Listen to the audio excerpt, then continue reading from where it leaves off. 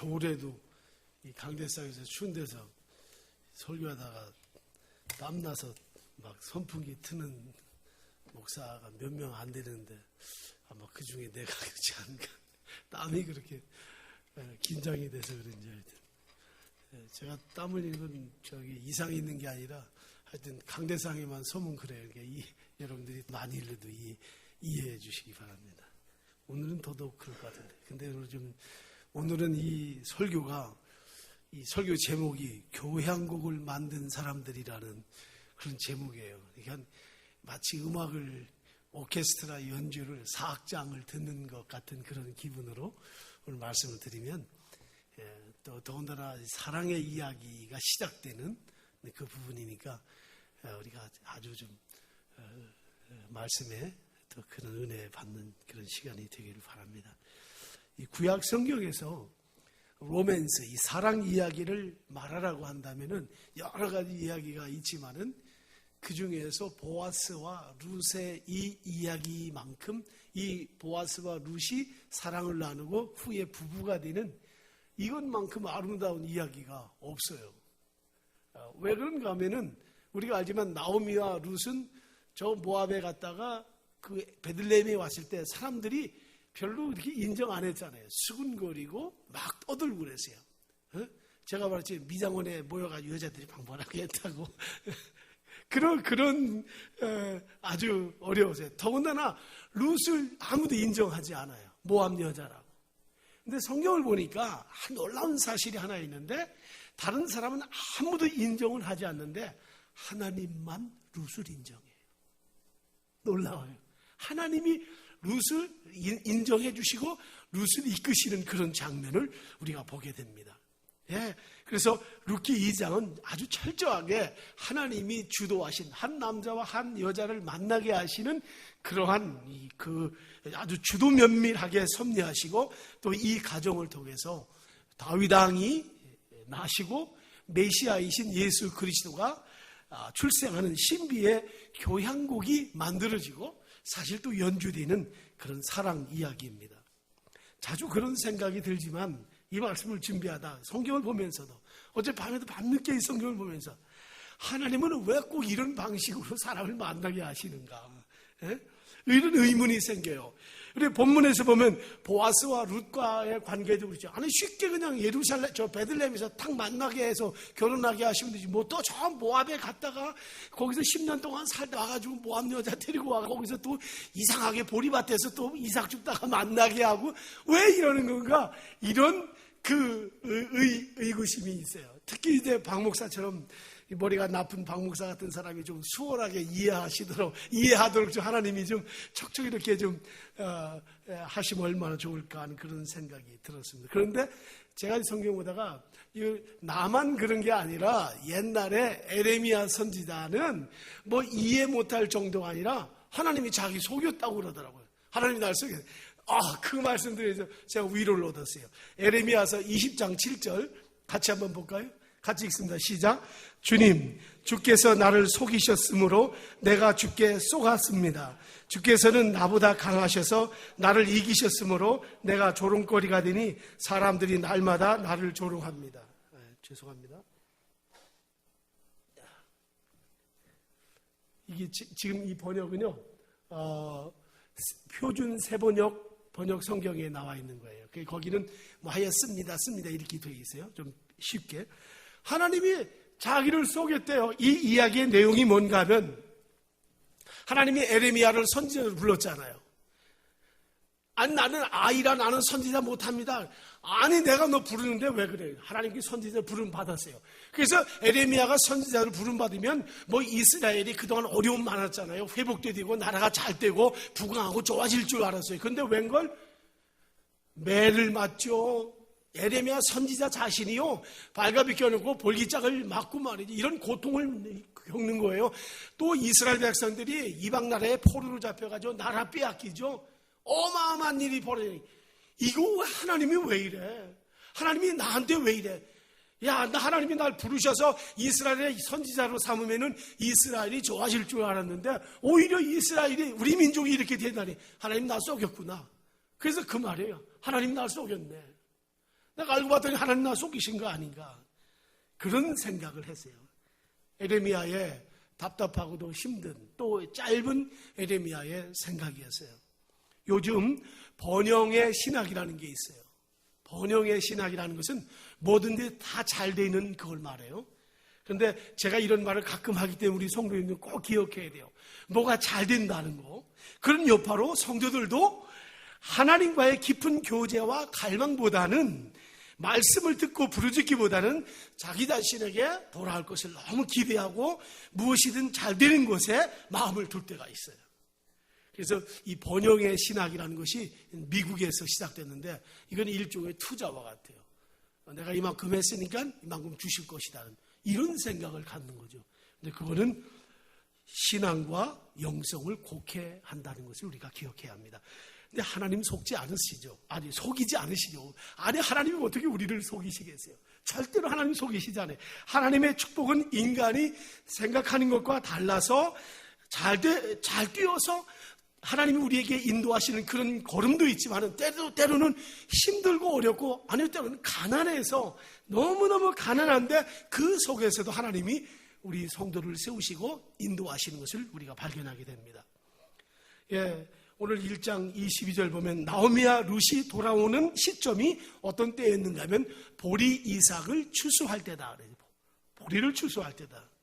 그리고 2장 1절에 곧바로 엘리멜렉의 친족으로 유력한 보아스가 등장합니다. 우리는 여기서 하나님이 룻과 나오미를 어떻게 인도하시는가를 봐야 되고 또 이 방법을 모르면 우리의 신앙은 항상 어디에 물들어요? 번영의 신앙에 물들고 맙니다. 이걸 우리가 오늘 아주 잘 볼 수 있어야 돼요.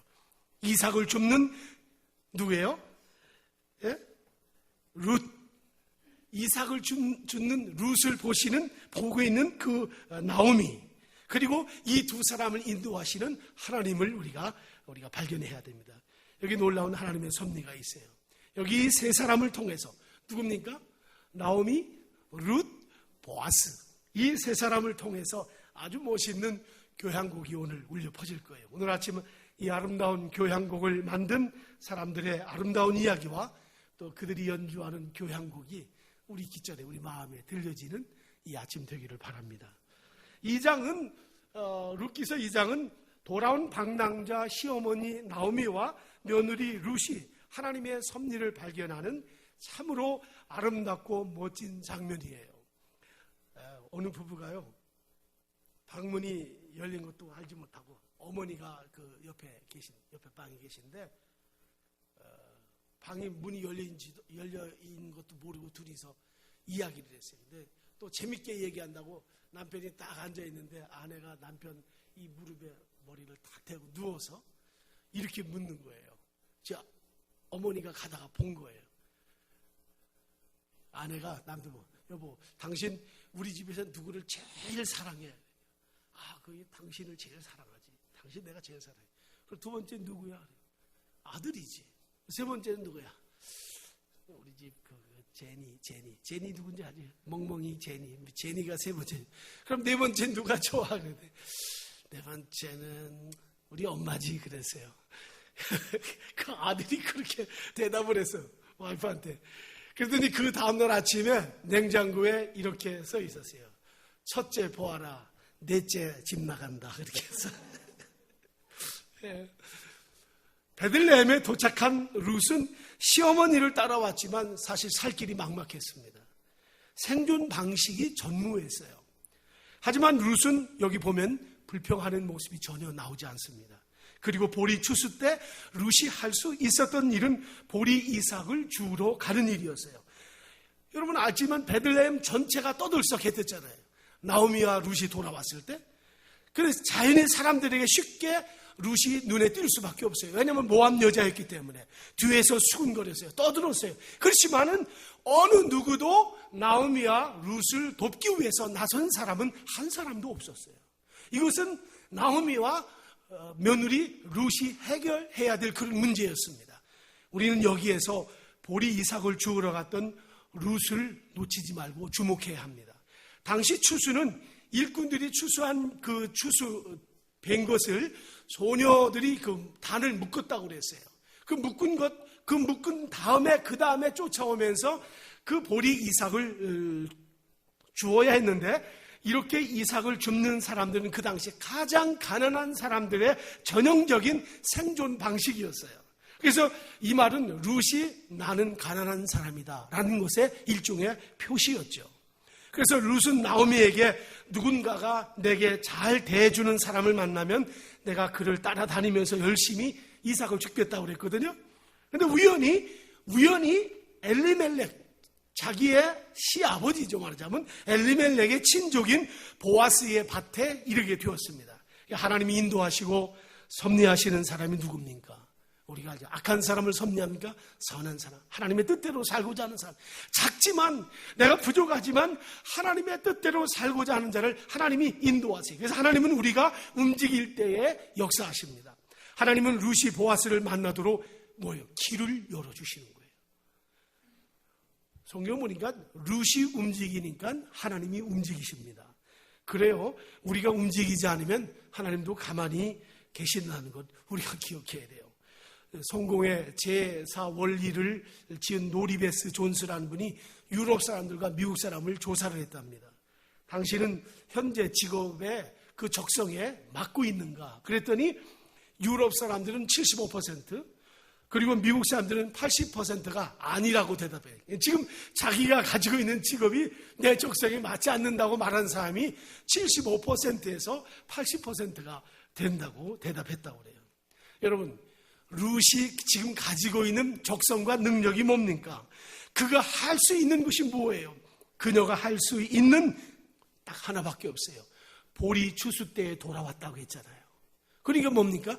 이삭을 줍는 것, 이것이 최선의 선택이었어요. 베들레헴으로 돌아오는 그때가 보리 추수 때였기 때문에 그렇습니다. 어느 정도 이삭을 주면 생계를 유지하게 되었어요. 그래서 룻은 최선의 선택을 한 것입니다. 수근거리는 소리에 반응하지 않았어요. 이삭을 줍기 시작했죠. 바로 거기에서 놀라운 예수님의 족보에 오르는 축복이 시작되고 그 이삭을 줍기 시작한 때부터 하나님의 섭리가 이루어지기 시작했습니다. 제사장들이 홍해바다에 발을 들여놓을 때 그때부터 물이 갈라지기 시작했잖아요. 똑같아요. 룻이 보리밭 이삭을 주우러 가기 시작해서 이삭을 줍는 그때부터 하나님의 구속의 섭리가 시작되었다는 것이죠. 두 여자친구가 만났대요. 두 여자친구가 동창들이 만났는데 물었어요. 얘 너 큰애 뭐하니? 그랬어요. 네 큰아들 뭐하니? 그러니까 우리 큰아들 이번에 문학박사 학위 받고 이번 학위를 마쳤다고. 둘째 아들은 뭐하니? 둘째 아들 현대미술 석사 마치고 이렇게 어렵게 공부했다고. 그런데 셋째 아들은 뭐하니? 셋째 아들은 공부하기 싫다고 해가지고 보일러 공하는데 글쎄 우리 집에 살림을 셋째가 다 한다 그러더니 문학 박사하고 무슨 현대미술 그게 아니라 보일러 공부하기 싫다고 보일러 기술 배운 그 아들이 집안 살림 다 하고 있다는 거예요. 제가 룻을 이해하기 위해서 이 말씀을 드리는 거예요. 여기에서 룻이 만약에 내가 모압에서 이스라엘에 와서 나 이스라엘 히브리 말도 모르고 또 내 나가면 사람들이 수군거리고 나 욕할 텐데 내가 어떻게 밭에 나가는가? 어떻게 내가 나가서 보리 이삭을 줄까라고 했다면 굶어 죽는 길밖에 없죠. 그런데 3절 4절을 보면 보리 베는 자를 따라가다 보니까 엘리멜렉의 친족인 보아스의 유력자, 그 당시 유력자라는 말은 히브리어로 깁보르 하일이라는 말인데 능력 있는 사람, 돈을 많이 가진 사람, 힘을 가진 사람이라는 그런 뜻이에요. 그 당시 베들레헴의 유력한 인물이었습니다. 그런데 이방 여자인 룻이 여러분 나름대로 계획했다고 해서 이런 사람 만날 수 있겠습니까? 어림도 없는 얘기죠. 세상의 여자들이 남자를 볼 때 종종 키를 가지고 말하는데요. 이런 말은 첫 번째로 저 사람 키도 커. 저 사람 키도 커. 그러면은 저 사람 돈도 많고 키도 크다는 말이에요. 근데 저 사람 키만 작아. 그러면은 재산은 많은데 키만 작다는 말이에요. 근데 저 사람은 키만 커. 그렇게 하면은 아무것도 없이 키만 크다는 거예요. 그래서 우리 교회는 그렇게 키가 2m 되는 사람이 없으니까 다 거기지 뭐. 돈도 많고 사회적 지위를 많이 가진 자 말이에요. 룻이 이삭을 주우러 따라가는데 마침 그 밭이 보아스의 밭이에요. 예, 성경에 보니까 우연이라고 그랬어요. 우연히. 이 기록은 우연이에요. 그러나 하나님이 계획을 하신 거죠.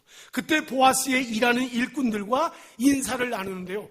보아스가 자기 일꾼들과 인사를 나누는데 기가 막힌 인사를 나눕니다. 4절에 뭐라고 하냐면은 여호와께서는 너희와 함께 하시기를 원하노라. 그랬더니 일꾼들이 뭐라고 하는지 아세요? 여호와께서 당신에게 복 주시기를 원하십니다. 한번 따라 합시다. 여호와께서 너희와 함께 하기를 원하노라. 그랬더니 그 다음 뭐라죠? 또 한번 합시다. 여호와께서 당신에게 복 주시기를 원합니다. 우리가 그렇게 인사할 수 있어요. 사람 누구를 만나면은 하나님이 함께 하시기를 바랍니다. 하나님이 집사님에게, 장로님에게, 권사님에게 복 주시기를 원합니다. 우리가 서로 그런 인사할 수 있어야 돼요. 네? 이런 아름다운 인사가 어디 있습니까? 여호와께서 복 주시기를 원합니다.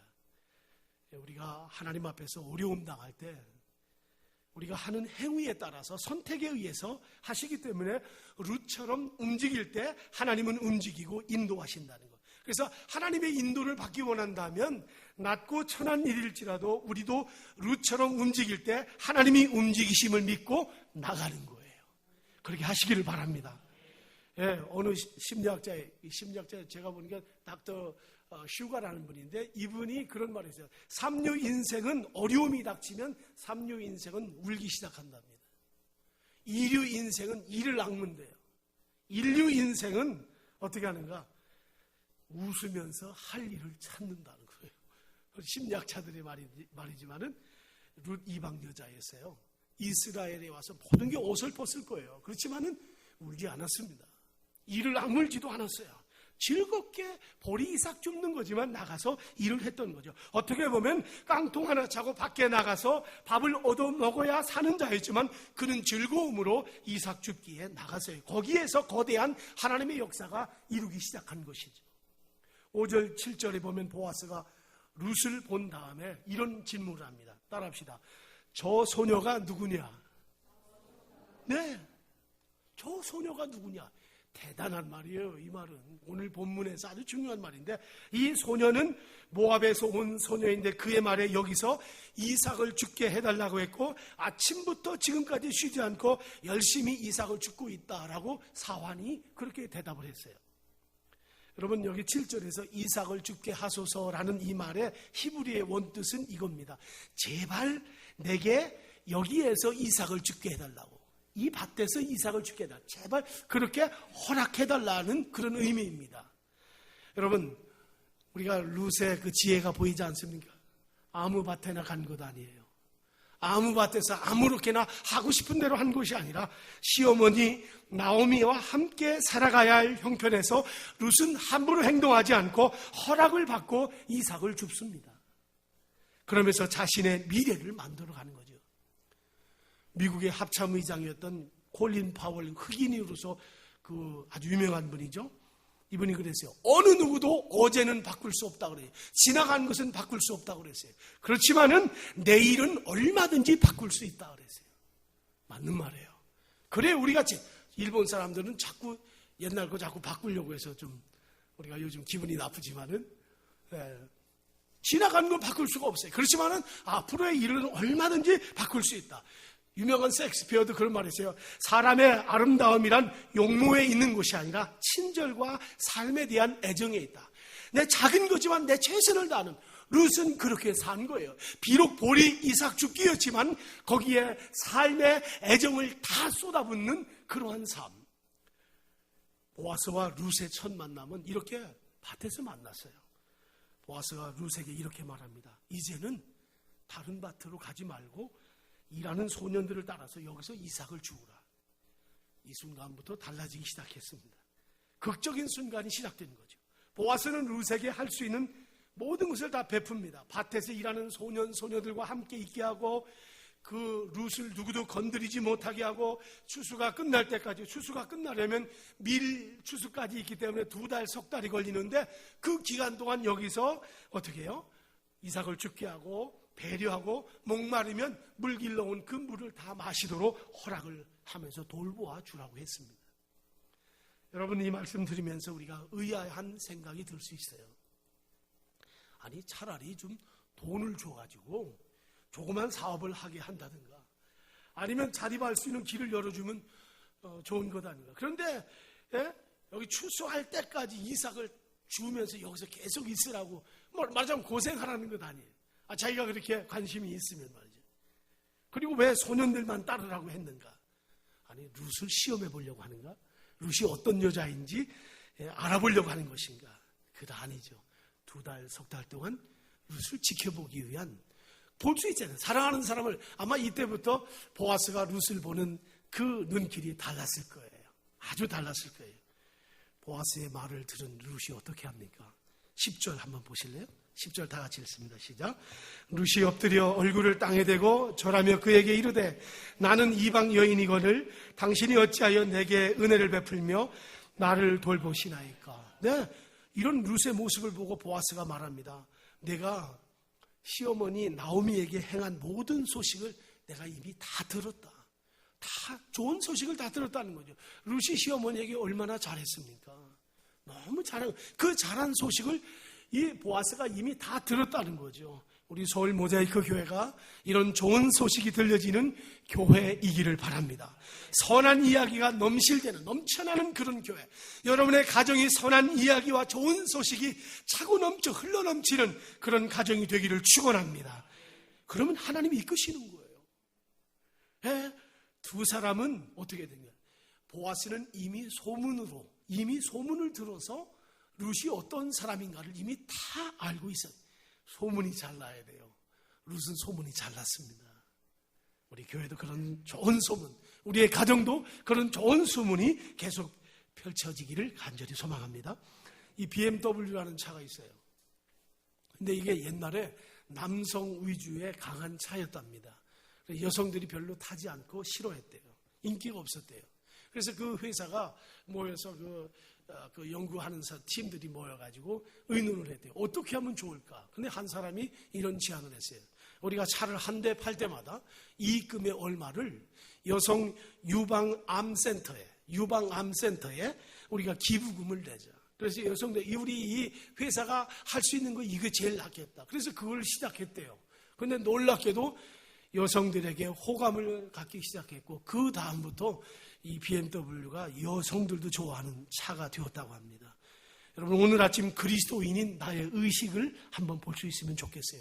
만약에 보아스가 무뚝뚝해서 네 소녀냐, 저 소녀가 누구냐 하는 이걸 묻지 않고 아무 대답도 안 했다면 끝나고 말았을 거예요. 여러분의 한마디 관심이 중요한 거죠. 그리고 룻은 그렇게 되면 아마 평생 늙어 죽을 때까지 그냥 보리 이상만 죽다가 죽었더라 이렇게 기록되었을 거예요.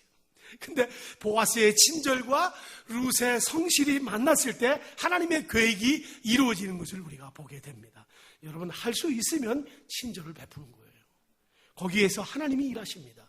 룻과 보아스의 성품이 만나듯이 우리가 서로 가족 간에도 교우 간에도 이 세상 속에서도 그런 만남이 우리에게 있기를 바랍니다. 제가 지난 주간에 어느 글을 봤는데요. 1993년부터 97년까지 우리나라의 대사로 미국 대사로 와 계셨던 레이니 대사가 있습니다. 근데 이분이 미국 에모리 대학의 교수이시죠. 학자였고 정치가였고, 이분 목사님이십니다. 그러니까 우리나라에 그 당시 90년대에 와 있던 레이니 교수가, 대사가 목사님이었습니다. 근데 이분이 한국에서 임기 마치고 에모리 대학의 교수로 부임했어요. 그래서 그 에모리 대학과 자기 집이 거리가 멀지 않아서 자기 건강을 위해서 아침마다 저녁에 올 때 걸어서 출퇴근했습니다.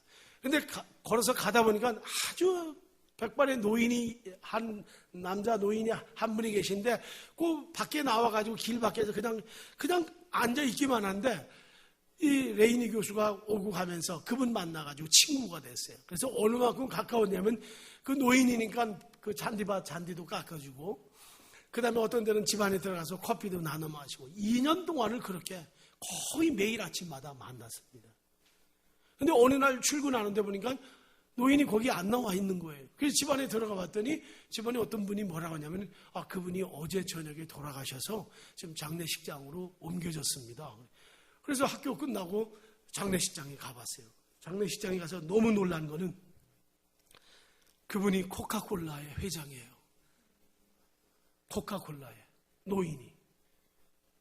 그래서 너무 놀란 거죠, 자기도. 그러면서 어떤 분이 한 분이 오시더니만 그 관계자가 오더니 우리 회장님이 돌아가시면서 당신한테, 레이니 교수인 당신에게 유언을 남겨놨습니다. 이걸 받으시기 바랍니다. 그래서 그것을 그 자리에서 뜯어봤어요. 봉투를 열어보니까 거기에 이렇게 써 있었습니다.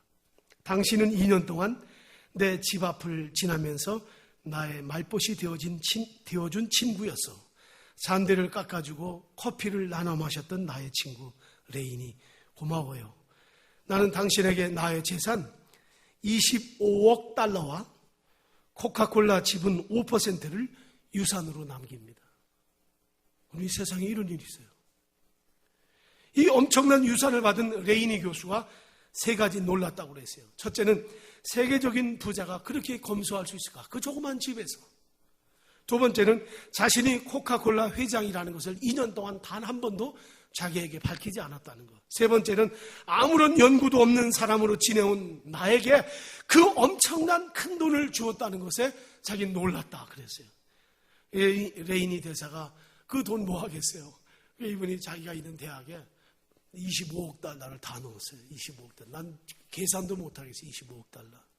그리고 코카콜라 지분의 5%도 다 동시에 다 넣었어요. 그랬더니 대학에서 이게 뭐 세상에 이런 기부금이 들어와도 이렇게 많이 기부금이 들어올 수가 없는 거죠. 그래서 결국은 그 돈 때문에 레이니 교수가 에모리 대학의 총장이 그냥 강제로 총장을 시켜서 마지막 총장을 하셨습니다. 예. 보아스가 룻을 보고 네 소년이야 라고 묻지 않았다면 어떻게 되었을까? 여러분, 보아스처럼 우리가 선을 베푸는 그 한마디가 이 두 사람의 귀중한 만남을 이루게 되었습니다. 보아스가 친절을 베푼 가장 큰 이유는 성경에 보면 하나님이 룻을 보상해 주기를 원했기 때문에. 보아스의 마음에요, 룻을 돕고자 하는 마음 이전에 뭐가 있었느냐면은 이미 그 소문을 들었다고 했잖아요. 소문을 듣고 난 다음에 보아스가 뭐라고 했냐면은 하나님이 룻 당신에게 축복해 주시기를 원한다. 먼저 하나님 앞에 보아스가 그런 마음을 가지고 기도했던 거예요. 그러면서 12절에 뭐라고 하냐면은 보아스는 룻이 하나님으로부터 온전한 상을 받기를 원한다. 온전한 상. 여기 온전한 상이라는 말은요, 원래 원어에 셀 수 없는 복을 말합니다. 뭐 카운트가 안 되는 거예요. 어마어마한 이 복 주시기를 원한다. 하나님께서 여러분들의 수고와 인내, 섬김, 헌신에 대해서 온전한 상, 셀 수 없는 그런 하나님 은혜가 여러분에게 주어지기를 축원합니다.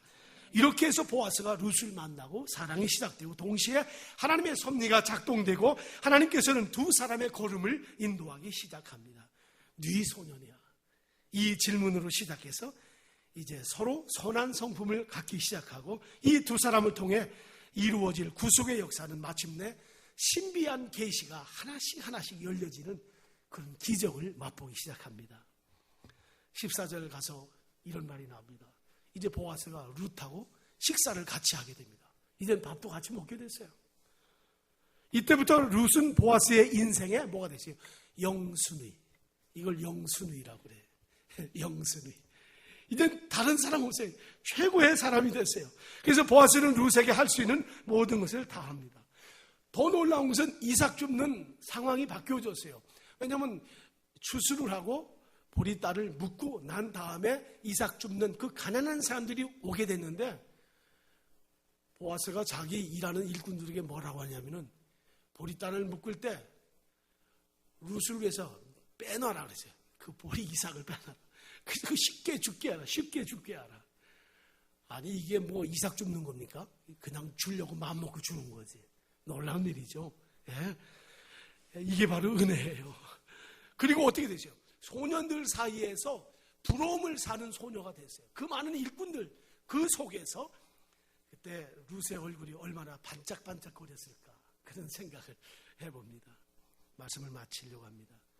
하루가 다가고 저녁이 되어서 룻이 이삭 주운 걸 가지고 집에 갔더니 시어머니 나오미가 묻습니다.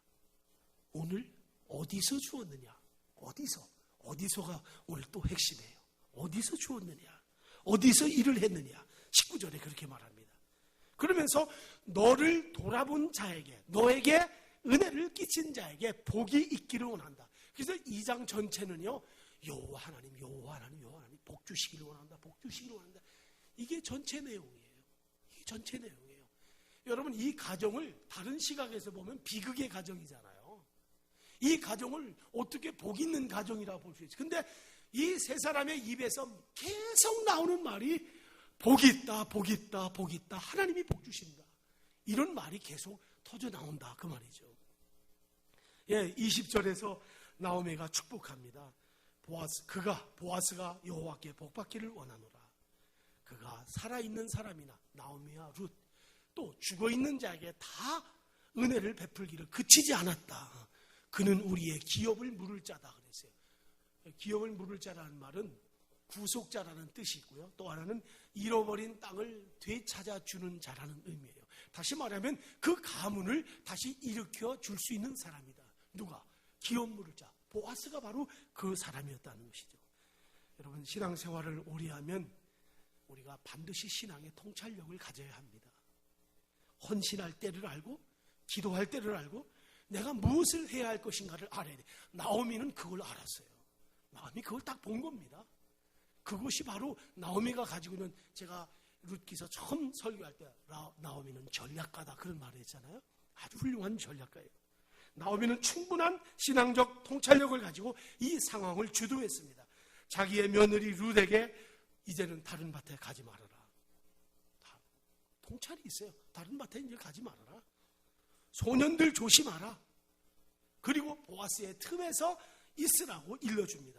몇 개월 동안 추수를 하는 동안 나오미는 하나님의 섭리를 거기서 발견합니다. 하나님이 과연 어디에서 인생을 만들어가는가? 네 소년이야. 어디서? 이 보아스가 말한 이 말, 나오미가 했던 이 말, 중요한 말이에요. 여기에서 하나님의 섭리를 발견합니다. 그렇습니다. 우리가 기도할 때가 있고 성경을 묵상할 때가 있고 기도원에 가서 부르짖을 때가 있지만은 어떻게 해야 돼요? 반드시 움직이고 우리 몸으로 행동하고 수고하고 애써야 할 때가 있어요. 잠 못 이룰 때도 있는 겁니다.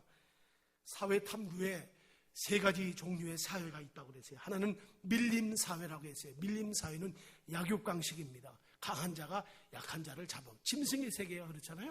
두 번째는 스포츠 사회라고 그랬어요. 이건 경쟁의 사회입니다. 스포츠 사회만큼 경쟁이 심한 데가 없어요. 세 번째가 교향악 사회라고 그랬어요. 오늘 설교 제목과 비슷한데요. 전체가 오케스트라 연주가 하모니로 연주되는 바로 그런 사회를 말하는 것이죠. 여기 룻, 보아스, 나오미 이 세 사람 관계는 바로 교향학의 사회였습니다. 각각 다른 소리를 내고 있지만 실제는 하나의 하모니를 이루는 그런 소리를 내는 오케스트라와 같았어요. 우리 서울 모자이크 교회 성도들이 각기 마치 다른 악기와 같고 다른 성향을 가지고 있고 각기 다른 삶을 살고 있지만 교향학의 아름다운 하모니가 우리 가운데서 이루어지기를 축원합니다. 하나님께서 우리를 어떻게 인도하시든 간에 하나님이 다 섭리하시고 인도하심 속에 내가 있다는 것 말씀 마칩니다. 오늘 여러분의 인생이 지루하게 여겨지고 때로 그렇게 지루하게 여겨질 수 있어요. 뭔가 아주 확실하지 않고 마치 저 보리 이삭을 줍는 룻처럼 미미하게 보일지 몰라요. 지금 내가 있는 자리가 어디에? 나오미가 물었잖아요. 어디에서? 그래서 어디? 무슨 큰 어마어마한 자리가 아니라 결국 보리 이삭 줍는 그 밭이었어요. 그렇게 보일지 모르지만 바로 거기에서 하나님의 섭리가 이루어지고 하나님이 계획하신 것이 그 작은 데서 이루어진다는 사실을 믿고 믿음으로 주님을 섬기는 여러분들 다 되시기를 예수님의 이름으로 축원합니다. 하나님 아버지 감사합니다. 주님, 하나님의 인도하심을 우리가 잃어버리지 않고 또 주님을 따르게 하여 주옵소서. 내가 부주의하고 무지해서 하나님이 어디서 인도하셨는가를 잃어버리거나 빠뜨리지 않게 하여 주옵소서. 소홀히 하지 않게 하옵소서. 룻처럼 나로 밭에 가게 하옵소서. 저 보아스 네 소년이야. 나오미가 어디에서 어느 밭에서 이렇게 물었던 것처럼 이 세 사람의 아름다운 소리가 하모니를 이루어서 오케스트라처럼 연주하는 것처럼 우리 삶에도 이런 은혜가 넘치게 하여 주옵소서. 예수님의 이름으로 기도하옵나이다. 아멘.